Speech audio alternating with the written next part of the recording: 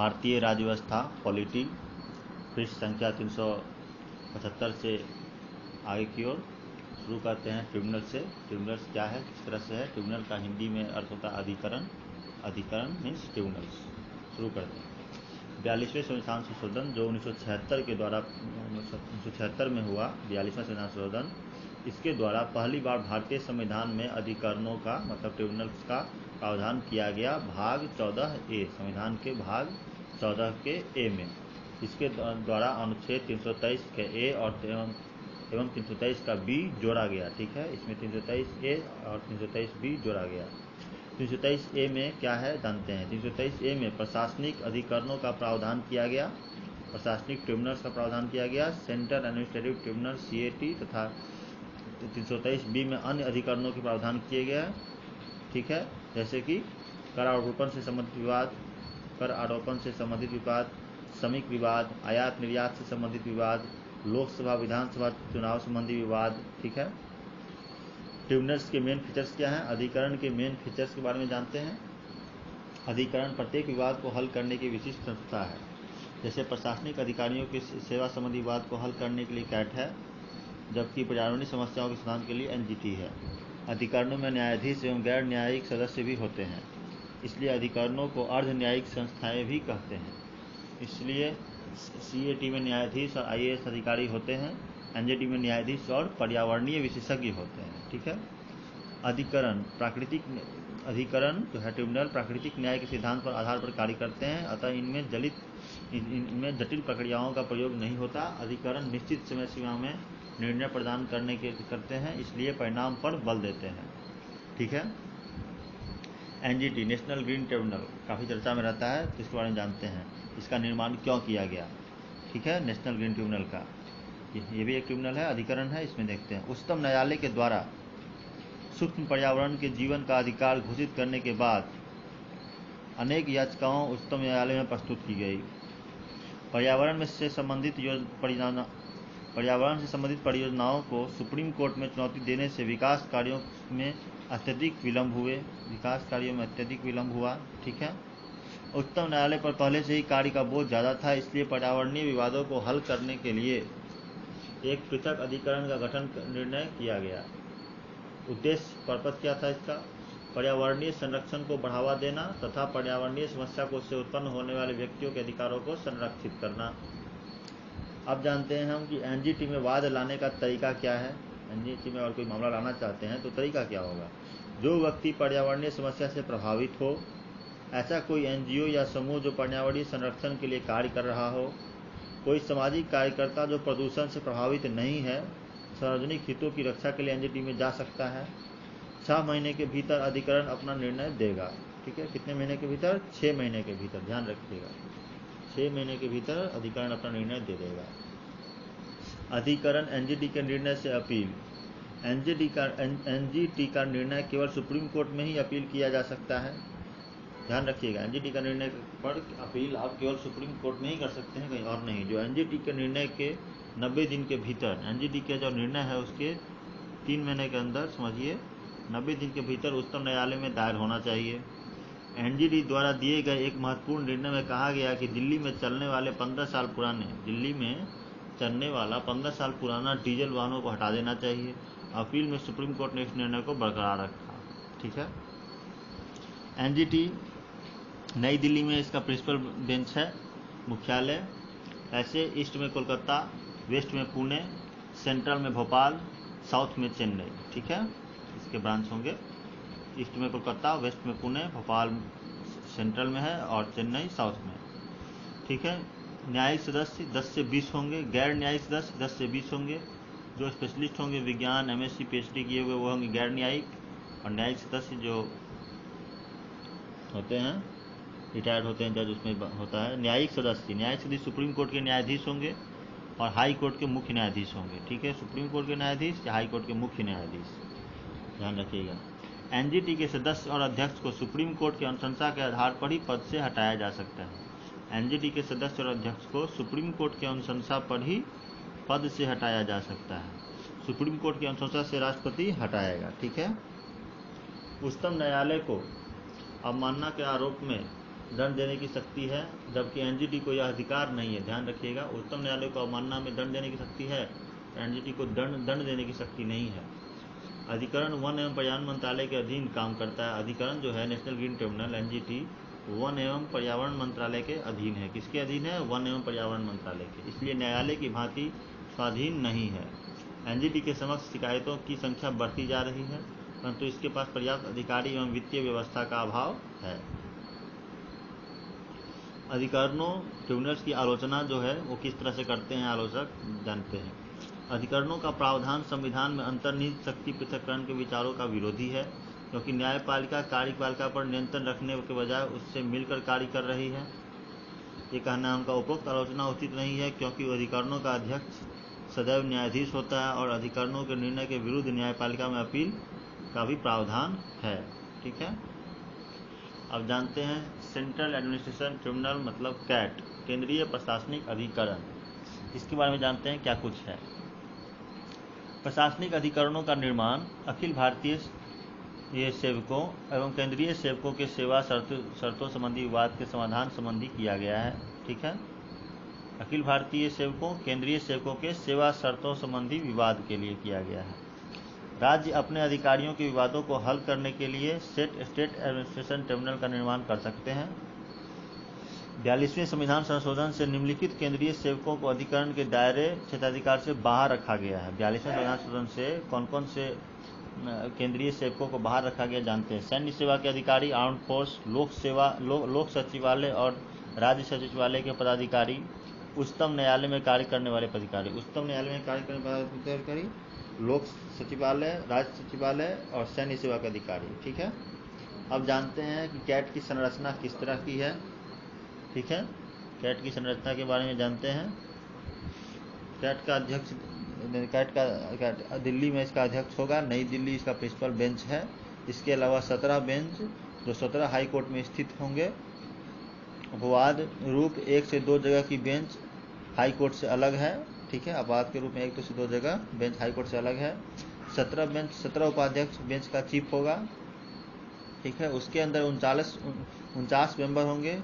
IAS सचिव गैर न्यायिक होगा और उच्चतम न्यायालय के न्यायाधीश न्यायिक सदस्य होंगे। ठीक है, उच्च न्यायालय के न्यायाधीश न्यायिक सदस्य होंगे। 49 मेंबर में IAS और उच्च न्यायालय के सदस्य होंगे।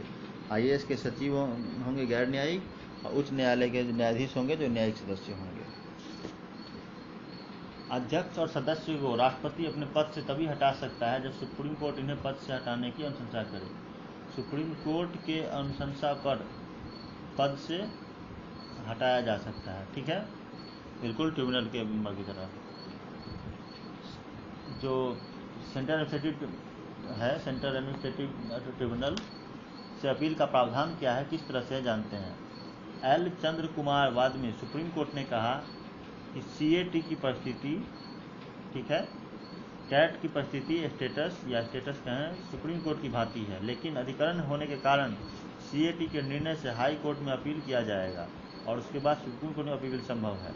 ठीक है, सेंट्रल जो एडमिनिस्ट्रेटिव ट्रिब्यूनल है इसके निर्णय के खिलाफ आप हाई कोर्ट में भी अपील कर सकते हैं और सुप्रीम कोर्ट में भी उसके बाद अपील संभव है। ठीक है, तो ये है CAT। अब जानते हैं वैकल्पिक न्याय तंत्र के बारे में। एक नया टॉपिक है वैकल्पिक न्याय तंत्र। ठीक है, आर्बिट्रेशन एंड रिकॉन्सिलिएशन। आर्बिट्रेशन मतलब मध्यस्थता करना और रिकॉन्सिलिएशन मतलब समाधान। ठीक है, मध्यस्थता एवं समाधान या सुलह। ठीक है, आर्बिट्रेशन एंड रिकॉन्सिलिएशन के बारे में जानते हैं। संसद के द्वारा 1996 में पंचायत एवं सुलह ANR अधिनियम का निर्माण किया गया, जिसके द्वारा परंपरागत न्याय प्रणाली में होने वाले विलंब, पैसे के व्यय, औपचारिक रूप में जटिल प्रक्रिया के विकल्प का निर्माण किया गया। इस अधिनियम को वर्ष 2015 में संशोधित किया गया, जिसके अनुसार इसकी मूल विशेषताएं निम्नलिखित हैं। इसकी मूल विशेषता क्या क्या जानते हैं। आर्बिट्रेशन एंड रिकॉन्सिलिएशन के लिए क्या क्या संशोधन हुआ। उच्चतम न्यायालय एवं उच्च न्यायालय के द्वारा आर्बिट्रेटर की नियुक्ति होगी। उच्चतम न्यायालय एवं उच्च न्यायालय के द्वारा ही आर्बिट्रेटर मतलब मध्यस्थता की नियुक्ति होगी। ठीक है, मध्यस्थता की नियुक्ति होगी, जिसे आप पंच भी कर सकते हैं। 12 महीने के भीतर निर्णय दिया जाएगा। कितने महीनों के भीतर न्याय दिया जाएगा? 2015 में इसमें संशोधन किया गया था, उसके बाद क्या क्या हुआ इसमें? 12 महीने के भीतर निर्णय दिया जाएगा। और विवाद में शामिल पक्षों के अनुरोध पर निर्णय 6 महीनों में भी दिया जा सकता है। विवाद में शामिल पक्षों के अनुरोध पर 6 महीनों में भी निर्णय दिया सकता है, फास्ट ट्रैक समाधान के तहत। ठीक है। आर्बिट्रेशन मध्यस्थता के निर्णय के विरुद्ध उच्च न्यायालय में अपील की जा सकती है और उच्च न्यायालय 1 वर्ष के भीतर इस मामले पर अपना निर्णय देगा। कितने दिनों के भीतर निर्णय देगा? 1 वर्ष के भीतर उसको निर्णय देना है। 12 महीने के भीतर निर्णय दिया जाएगा। ठीक है। और अगर न्यायालय में जाते हैं आप तो वो भी 12 महीने में आपको कर देगा, निर्णय देना है उसको। वर्तमान संशोधन के अनुसार व्यक्ति को आर्बिट्रेटर से अपने संबंध भी घोषित करने पड़ेंगे। जो मध्यस्थता कर रहा है, आर्बिट्रेटर है, उससे उसके क्या संबंध हैं, ये भी अभी संशोधन में उसको बताना होगा कि इनसे आपका क्या संबंध है। इस अधिनियम के अनुसार 2 पक्षों के बीच होने वाले डिजिटल समझौते को भी मान्यता दी गई है। 2 पक्षों में अगर डिजिटल समझौता होता है तो उसको मान्यता मिली है। और आर्बिट्रेशन को न्यायालय की भांति अंतरिम आदेश देने की भी शक्ति दी गई है। न्यायालय की भांति, ध्यान रखिएगा कि न्यायालय की भांति उनको आदेश देने की भी शक्ति दी गई है, अंतरिम शक्ति। आलोचना करने वाले लोग किस तरह से इनकी आलोचना करते हैं वो जानते हैं। आर्बिट्रेशन के द्वारा घरेलू एवं अंतर्राष्ट्रीय व्यापारिक विवादों को हल किया जाता है। घरेलू एवं अंतर्राष्ट्रीय व्यापारिक विवादों को, ठीक है। परंतु टैक्स से संबंधित विवाद फिलहाल इसके दायरे में नहीं है। टैक्स से संबंधित विवाद को नहीं किया जाता, लेकिन आंतरिक मतलब डोमेस्टिक और इंटरनेशनल व्यापारिक विवादों को ही हल किया जाता है आर्बिट्रेशन के द्वारा। ठीक है, आर्बिट्रेशन एंड रिकॉन्सिलिएशन में। अब जानते हैं न्याय का विकेंद्रीयकरण। ग्राम न्यायालय क्या है, किस तरह से एक नया टॉपिक है। ग्राम न्यायालय, न्याय का विकेंद्रीयकरण। विकेंद्रीयकरण कैसे होता है ग्राम न्यायालय का, वो जानते हैं। न्याय को विकेंद्रित करने के लिए और इसकी पहुंच आम व्यक्तियों तक सुनिश्चित करने के लिए संसद के द्वारा वर्ष 2008 में ग्राम न्यायालयों का प्रावधान किया गया। कब किया गया ग्राम न्यायालयों का प्रावधान? वर्ष 2008 में किया गया, ध्यान रखिएगा। ग्राम न्यायालय को सिविल एवं आपराधिक दोनों क्षेत्रों में शक्तियां प्राप्त है। ग्राम न्यायालय को सिविल और आपराधिक दोनों में उनको शक्तियां प्राप्त हैं। ग्राम न्यायालय को मोबाइल न्यायालय के रूप में भी जाना जाता है, क्योंकि घूम घूम कर सेवा देती है। क्योंकि न्यायाधीश खंड एवं ग्राम स्तर पर जाकर ग्रामीण लोगों व्यक्तियों को चौपाल पर न्याय प्रदान करता है। ठीक है, खंड एवं ग्रामीण स्तर पर जाकर। ग्राम न्यायालय के द्वारा सिविल मामलों में उन वादों की सुनवाई की जाती है जिनकी कीमत 20,000 से कम है। ग्राम न्यायालय में उन सिविल मामले जिसकी कीमत 20,000 से कम है, ध्यान रखिए कितनी, 20,000 से कम है, उनको सॉल्व किया जाता है। ऐसे आपराधिक मामले जिनमें व्यक्ति को 2 वर्ष अथवा उससे कम की सजा का प्रावधान है, ठीक है, तो उसमें भी सुनवाई होती है। समस्या क्या है ग्रामीण न्यायालय में, जानते हैं, जो 2008 में पास हुआ। अधीनस्थ न्यायालयों का प्रशासन राज्य का विषय है। अधीनस्थ न्यायालयों का प्रशासन राज्य का विषय और राज्यों की वित्तीय स्थिति ठीक नहीं है। ठीक है, तहसील अथवा ग्राम स्तर पर न्यायालय कार्यक्रम की मूलभूत सुविधाएं नहीं। ठीक है, आगे हम जानते हैं अखिल भारतीय न्यायिक सेवा, ऑल इंडिया जुडिशियल सर्विस के बारे में। ठीक है, क्या है, किस तरह से है। ठीक है, ऑल इंडिया जुडिशियल सर्विस में एक सुप्रीम कोर्ट, फिर हाई कोर्ट, फिर डिस्ट्रिक्ट कोर्ट। अखिल भारतीय सेवाओं के निर्माण का अधिकार राज्यसभा को दिया गया। अखिल भारतीय सेवाओं के निर्माण का अधिकार लोकसभा को है नहीं, राज्यसभा को यह अधिकार दिया गया है। अखिल भारतीय अनुच्छेद 312 जिसके अनुसार राज्यसभा के उपस्थित एवं 2/2 बहुमत के द्वारा उपस्थित एवं 2/3 बहुमत जो उपस्थित हैं उनमें से 2/3 बहुमत जो होगा, नवीन अखिल भारतीय सेवाओं का गठन किया जा सकता है। नया अखिल भारतीय सेवा जो होगा उसका गठन किया जा सकता है, जिसमें न्यायिक सेवाएं भी शामिल हैं। तो कौन से अनुच्छेद का जरूरत पड़ेगा? अनुच्छेद पड़ेगा 312, ध्यान रखिएगा। निर्माण के लाभ क्या है? अखिल भारतीय न्यायिक सेवा के निर्माण के लाभ, ठीक है, जानते हैं। अखिल भारतीय न्यायिक सेवा के गठन से क्या क्या लाभ होंगे वो जानते हैं। अखिल भारतीय न्यायिक सेवा के गठन से जनपद न्यायालयों को बेहतर एवं कुशल न्यायाधीश प्राप्त होंगे। जनपद न्यायालयों को, जिससे न्यायालयों में लंबित वादों को भी समाधान संभव है। जनपद न्यायालय में नियुक्त न्यायाधीश को प्रोन्नत करने के पदोन्नति के लिए नियुक्त किया जाएगा, जिससे न्यायाधीशों की नियुक्ति में भी प्रोन्नत करने के लिए सुप्रीम कोर्ट तक नियुक्त किया न्यायाधीश को सुप्रीम कोर्ट तक नियुक्त किया जाएगा, जिससे न्यायाधीशों की नियुक्ति में भी ज़्यादा पारदर्शिता होगी, न्याय के प्रशासन में एक रूपता का निर्माण होगा। ठीक है, अब ऑल इंडिया जुडिशल सर्विस में जो निर्माण में बाधाएं हैं उसके बारे में भी हम लोग चर्चा कर लेते हैं। क्या है? भारत में संघीय शासन प्रणाली अपनाई गई है और अखिल भारतीय न्यायिक सेवा के प्रावधान में राज्यों का जनपद न्यायाधीशों की नियुक्ति का प्रावधान प्रभावी होगा। अखिल भारतीय सेवा के गठन से भाषाई विविधता भी प्रभावित होगी, जबकि वर्तमान में जनपद न्यायालयों के द्वारा स्थानीय भाषा का प्रयोग किया जाता है। अखिल भारतीय सेवा गठन से भाषाई विविधता भी प्रभावित होगी, जबकि वर्तमान में जनपद न्यायालयों के द्वारा स्थानीय भाषा का प्रयोग किया जाता है। ठीक है,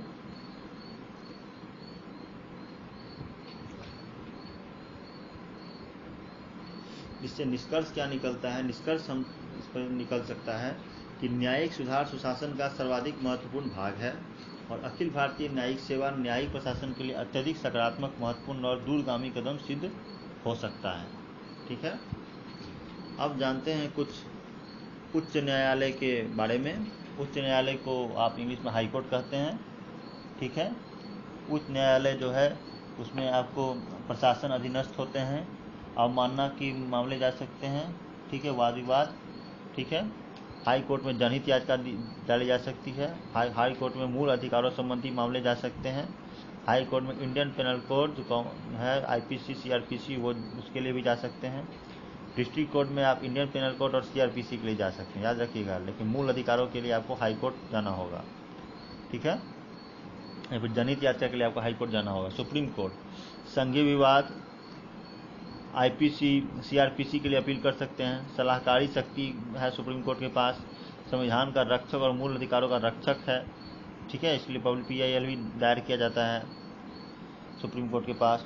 उच्च न्यायालय को भी मूल अधिकारों की रक्षा का अधिकार है। उच्च न्यायालय को भी मूल अधिकारों की रक्षा का अधिकार है, अनुच्छेद 226 के तहत। कौन से अनुच्छेद? 226। उच्च न्यायालय के द्वारा भी 5 प्रकार की रीट या याचिका जारी की जाती है, अनुच्छेद 32 की तरह। अनुच्छेद 32 में जैसे सुप्रीम कोर्ट में करते हैं उस तरह से 32 के जैसा 5 प्रकार की। कितने प्रकार की? 5 प्रकार की, ध्यान रखिएगा। उच्च न्यायालय भी जनहित याचिकाओं का प्रयोग करता है, जनहित याचिका आप कर सकते हैं। ठीक है, उच्चतम न्यायालय अनुच्छेद 32 का प्रयोग समूचे भारतीय भूभाग के लिए करता है, जबकि उच्च न्यायालय 226 का प्रयोग केवल राज्य क्षेत्र तक सीमित होता है। ठीक है, केवल राज्य क्षेत्र तक सीमित होता है।